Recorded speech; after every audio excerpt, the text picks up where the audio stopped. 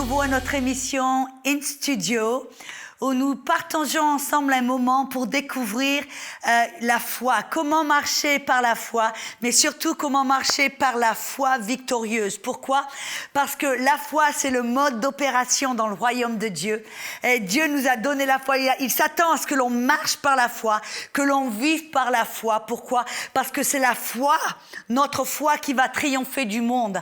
Et le monde, c'est quoi? Triompher de nos problèmes, triompher de nos épreuves, de la maladie, de la pauvreté, de toutes les obstacles que le diable va mettre sur notre chemin pour nous faire tomber. Amen. Ce n'est pas Dieu qui nous envoie les épreuves, c'est le diable. Mais Dieu nous a donné la foi de Christ en nous pour nous permettre de triompher de ces épreuves, de triompher du monde et de marcher dans la victoire. C'est pour cela que nous avons choisi d'appeler cette série La foi victorieuse. Vous voyez, la foi, c'est pas simplement de marcher et de supporter les problèmes, non, c'est pour triompher des problèmes. C'est notre foi qui triomphe du monde. Alléluia.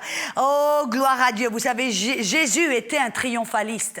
Il triomphait toujours de toutes les épreuves, de tous les problèmes et les obstacles que le diable envoyait sur son chemin. Il a triomphé de la maladie, de l'enfer, de la pauvreté. Et il va triompher finalement de la mort. Le dernier ennemi qui sera sous ses pieds, la mort. Alléluia. Et alors, nous sommes les enfants de Dieu. Et en tant que enfants de Dieu, nous sommes appelés à imiter Dieu, imiter le Père. Et pour imiter le Père, nous devons apprendre à marcher par la foi. Alors la foi, nous avons découvert que c'est la réalité, la conviction, la persuasion des choses que l'on ne peut pas voir ou percevoir au travers de nos 5 sens. Nous vivons dans ce monde qui est un monde physique, terrestre, visible, mais nous ne sommes pas de ce monde. Nous appartenons à un monde spirituel qui est invisible. Et c'est pour ça que nous devons apprendre à marcher par la foi, pour pouvoir croire en un monde, en un Dieu, en des bénédictions qui sont spirituels et qui ne peuvent pas se voir. Amen. Nous avons un héritage en Christ.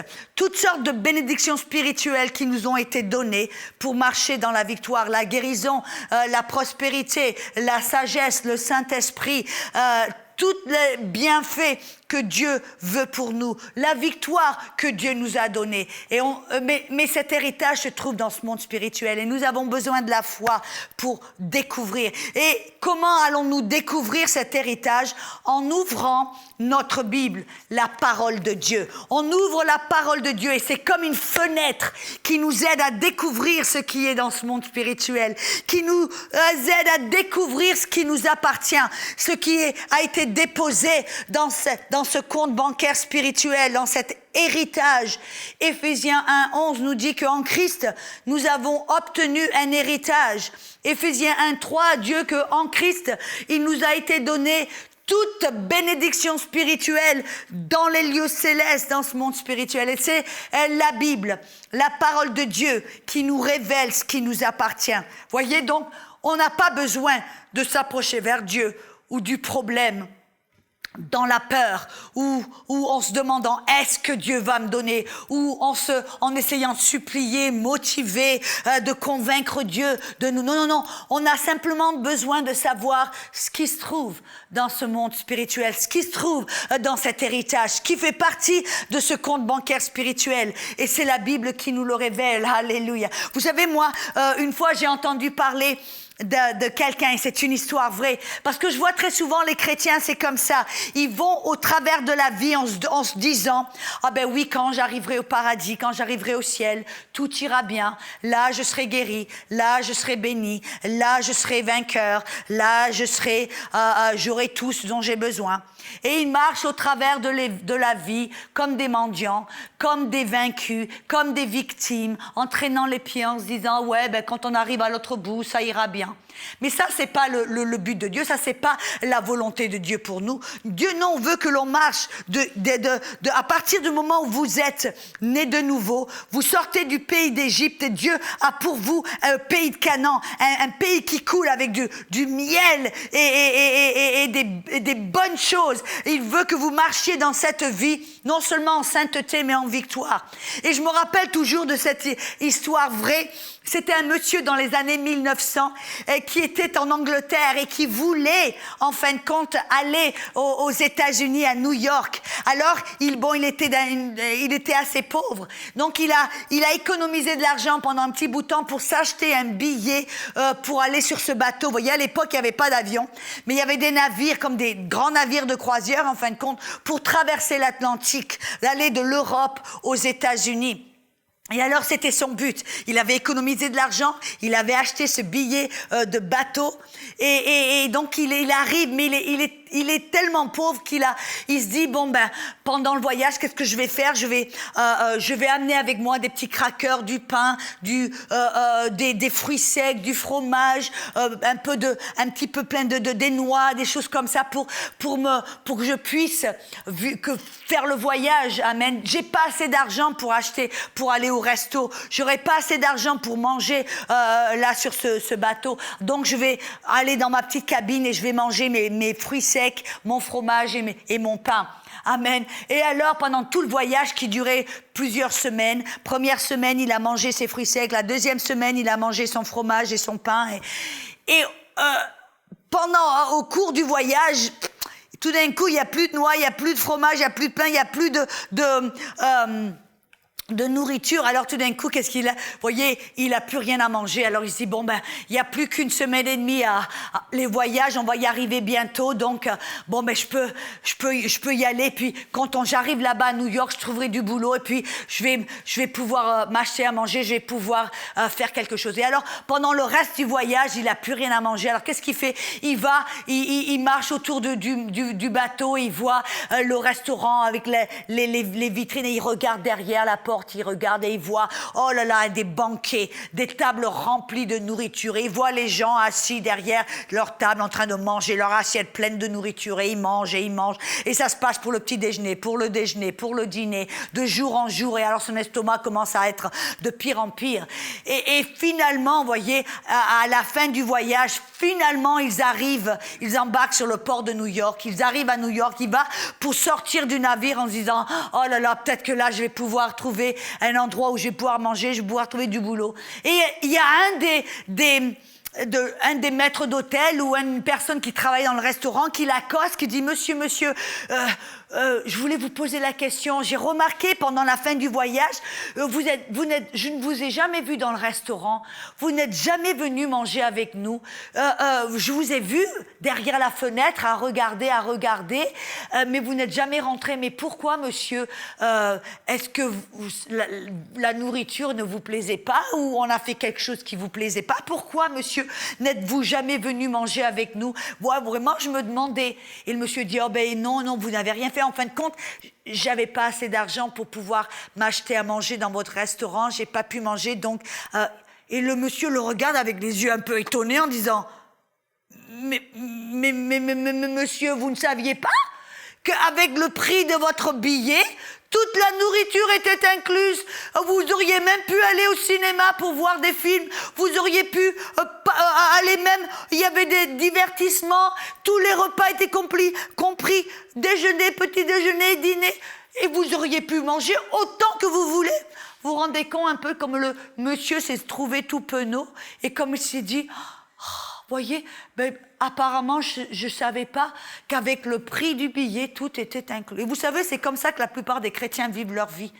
On leur a donné un héritage, on leur a donné tout toutes les bénédictions en Jésus-Christ. On leur a donné la guérison, la prospérité, on leur a donné la sagesse, le Saint-Esprit, la puissance de Dieu. On leur a donné tout ce dont nous avons besoin pour vivre en piété, sainteté et en victoire. Et les chrétiens marchent dans la vie sous leurs privilèges, sous leur héritage. Ils marchent comme des mendiants, des pauvres, alors que Dieu leur a donné avec le billet du salut.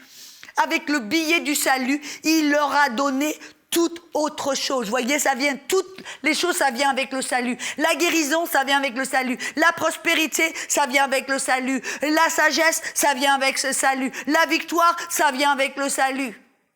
Voyez, mais le fait, c'est que tout comme ce monsieur, qu'est-ce qu'on a besoin de faire? On a besoin d'aller ouvrir notre billet, voir lire les petites lignes, lire le billet, savoir qu'est-ce que c'est qui fait partie de mon billet du salut. Qu'est-ce que c'est qui en fait partie? Qu'est-ce que c'est? De quoi j'ai droit? De quoi j'ai droit? Qu'est-ce que c'est qui m'appartient? Et comment est-ce qu'on découvre ce qui nous appartient, ce que l'on peut faire, ce qui est à nous, qui fait partie de notre billet du salut? Comment? En ouvrant notre fenêtre spirituelle qui est notre Bible, en demandant au Saint-Esprit, l'Esprit de vérité, de nous révéler au travers de la parole ce qui nous appartient, ce qui est à nous, ce qui fait partie de notre héritage en Jésus-Christ. Amen. Voyez, le problème, les gens très souvent marchent au travers de la vie sous leurs privilèges. C'est pas un problème d'héritage, c'est pas un problème de puissance, c'est pas un problème de la volonté de Dieu, non, c'est un problème de connaissance de la parole de Dieu. Les gens vivent sous leurs privilèges parce qu'ils n'ont jamais pris le temps de regarder, surtout dans les épîtres de Paul. Qu'est-ce que c'est les épîtres de Paul? L'épître aux Romains, l'épître Galates, Éphésiens, Philippiens, Colossiens, 1 et 2 Thessaloniciens, 1 et 2 Timothée, bref, toutes les épîtres de Paul, toutes les lettres de Paul, c'est là où Paul, il dit, je complète la parole de Dieu. Je complète, comment? Parce qu'il nous a révélé, ça se trouve dans Colossiens 1, il nous a révélé le mystère en Christ qui est Christ en nous. Il nous a révélé ce qui nous appartient. Il nous a révélé qui nous sommes. Il nous a révélé ce que nous pouvons faire en Christ, tout ce qui nous appartient. Et c'est ça que l'on doit faire. Alléluia. C'est pour ça que le livre de Osée 4:6 dit que le peuple est détruit par faute de connaissance. Le peuple est détruit, le peuple est malade, le peuple est dans la pauvreté, le peuple est sous ses privilèges, non par la faute de la volonté de Dieu, non pas parce qu'il n'y a pas la puissance de Dieu, non, parce que le peuple de Dieu est dans l'ignorance. Il ne sait pas ce qui lui appartient. Alors je veux vous encourager, alléluia, pour marcher par la foi, vous devez d'abord aller dans la parole de Dieu, vous découvrir ce qui vous appartient, découvrir ce que la parole dit à votre sujet.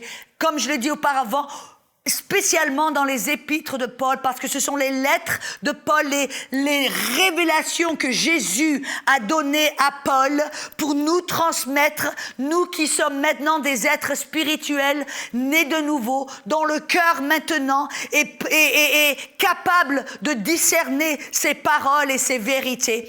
Paul nous a donné, nous a montré dans la parole ce qui nous appartient, qui nous sommes et ce que nous pouvons faire. Alors je veux vous encourager à aller dans la parole. Vous voyez, la foi tout d'abord doit être basée sur la parole de Dieu. Pour être convaincu de quelque chose que vous ne pouvez pas voir, pour être convaincu de cette guérison, vous n'allez pas pouvoir être convaincu par ce que quelqu'un d'autre vous dit ou par l'expérience d'une personne. Non, vous allez être convaincu, persuadé. Vous allez savoir que vous savez que c'est la volonté de Dieu au travers de la parole, de ce que Dieu nous a dit dans sa parole, de ce que Dieu nous a révélé dans sa parole. Et vous voyez, la foi de Dieu est très spécifique.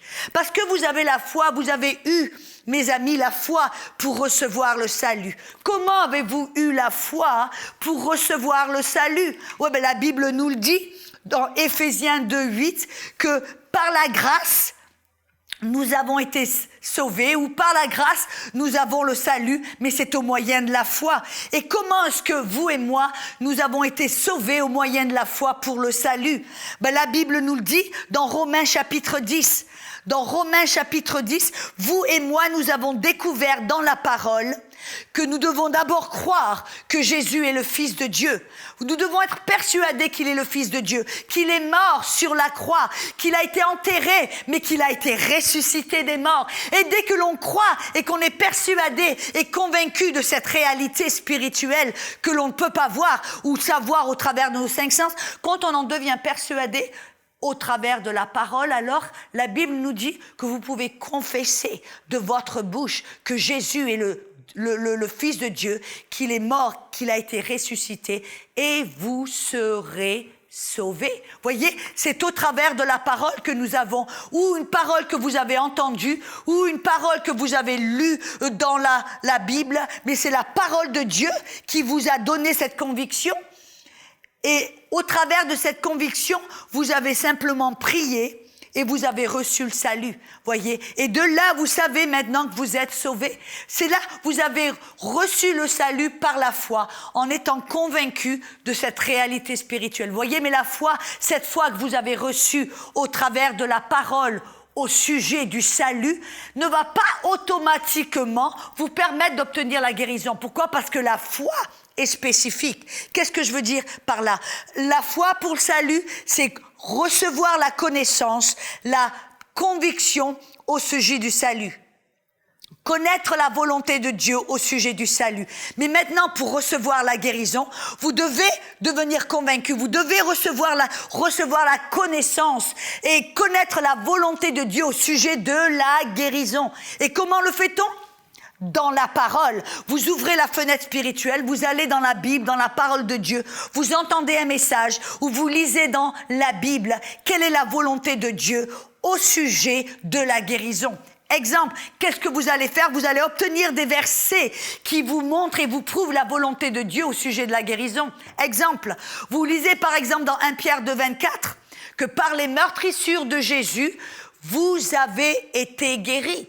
Vous allez après peut-être lire dans 3 Jean verset 2 que mon bien-aimé, je souhaite avant toute chose que tu prospères et sois en bonne santé comme prospère l'état de ton âme. Ou vous allez peut-être lire aussi dans Psaume 103 où le roi David dit « Bénis l'Éternel, ô mon âme, et n'oublie aucun de ses bienfaits, lui qui pardonne toutes tes iniquités et qui guérit toutes tes maladies. » Ou vous allez après lire peut-être dans Ésaïe 53, versets 4 et 5, qui dit que lui, il a porté nos péchés.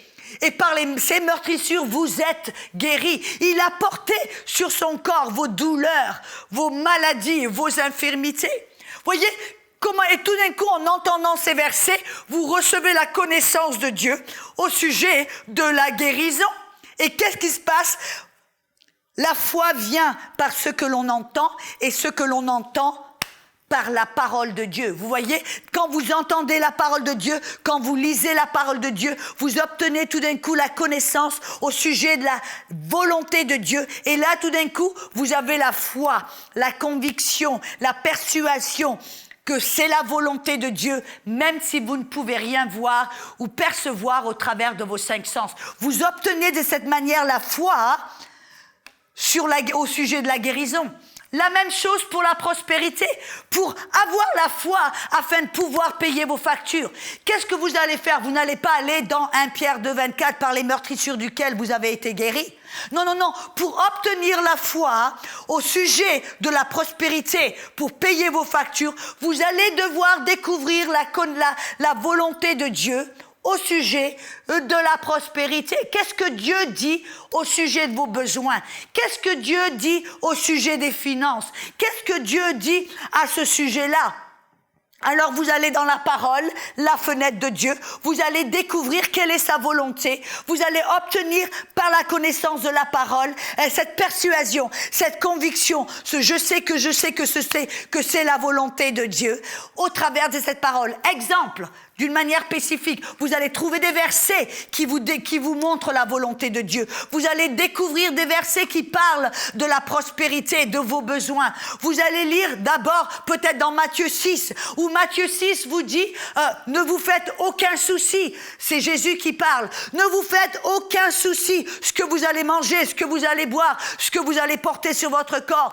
Quand votre Père, regardez les moineaux du ciel, ils ne moissonnent pas, ils ne récoltent pas. Et votre Papa céleste, votre Père les nourrit tous les jours. Regardez les lys, les fleurs des champs. Elles ne tissent pas. Et votre Père va les vêtir bien mieux que le roi Salomon. Alors ne vous faites aucun souci. Cherchez tout d'abord le royaume de Dieu et toutes ces choses vous seront données par-dessus tout. Voyez, là déjà, qu'est-ce que ça fait? Ça vous montre, ah oui, Dieu, il veut que mes besoins soient pourvus. Voyez, ça vous donne de l'espérance. Oui, Dieu veut que mes factures soient payées. Oui, Dieu veut que je puisse manger bien. Et après, vous allez aller un petit peu plus loin, découvrir d'autres versets. Par exemple, dans Psaume 23, il dit, Dieu est le bon berger, vous ne manquerez de rien. Lui, il vous guide dans les verts pâturages. Il vous fait allonger vers les eaux paisibles. Bref, après vous pouvez peut-être lire dans Philippiens 4, 19, où il dit, oui, mon Dieu va pourvoir à tous mes besoins selon ses richesses, non pas selon mon compte bancaire, selon ses richesses dans la gloire en Jésus-Christ. Alléluia. Vous allez aussi peut-être découvrir dans la Bible qui dit que celui qui donne récolte. Ce que vous semez, vous allez le récolter, donne et ça sera multiplié afin que, vous allez lire tout un tas de versets qui parlent de la prospérité ou parlent de la volonté de Dieu au sujet de vos finances. Amen. Alléluia. Et qu'est-ce que ça va faire? Vous allez découvrir la volonté de Dieu au sujet de la prospérité, au sujet de vos besoins financiers, matériels. Et alors, qu'est-ce que ça va faire? Tout d'un coup, vous allez devenir convaincu, persuadé que c'est la volonté de Dieu pour vous d'avoir vos besoins pourvus. Vous allez devenir tellement convaincu que vous allez croire plus en cette parole qu'en ce que vous pouvez voir dans votre compte bancaire ou dans votre chéquier.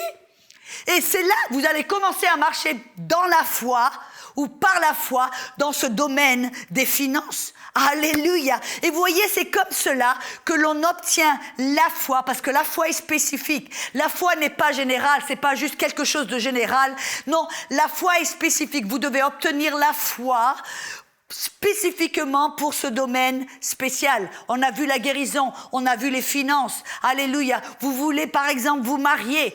Qu'est-ce que vous allez faire? Vous allez découvrir dans la parole ce que Dieu dit au sujet du mariage. Est-ce que c'est sa volonté pour vous d'être marié? Et vous allez découvrir que dans la Genèse, Dieu dit, il n'est pas bon pour qu'un homme soit tout seul. Alors là, déjà, c'est une base. Vous dites, mais Dieu veut pas que je reste tout seul. Vous commencez à découvrir la volonté de Dieu et vous allez de verset en verset qui vous prouve la volonté de Dieu, qui vous donne cette connaissance, qui va construire cette foi en vous, qui va nourrir cette foi pour vous apporter cette conviction, cette persuasion. Vous allez être convaincu, que vous allez savoir, que vous savez, que vous savez, que vous savez que c'est la volonté de Dieu. Et alors là, avec cette foi qui vient de la parole, vous allez pouvoir recevoir et prendre possession de ce dont vous avez besoin. Amen. Alléluia. Oh, alléluia. Exemple. Parce que je sais qu'il y en a tellement parmi vous. Vous souffrez d'insomnie. Et j'en ai rencontré tellement. Et je crois là que c'est pour quelqu'un là. Merci Saint-Esprit. Je crois que c'est pour quelqu'un là parmi vous. Vous n'arrivez pas à dormir de la nuit. Vous tournez, retournez dans votre lit et vous avez prié, vous suppliez. Qu'est-ce que vous devez faire? Avant d'aller au lit, obtenez cette conviction. Savoir que dormir toute la nuit est la volonté de Dieu pour vous. Et comment est-ce que vous le savez? Au travers de la parole, voyez? Par exemple, dans la parole, je me rappelle, je crois que c'est dans le psaume 127, verset 2. Psaume 127, verset 2, qui dit « Il donne le sommeil à son bien-aimé. » C'est Dieu qui donne le sommeil à son bien-aimé. Amen. C'est sa volonté pour vous que vous ayez du bon sommeil. Il y a aussi un autre verset dans Proverbe 3, 24. Proverbe 3, 24. Qui dit « Si tu te couches, tu n'auras point de crainte.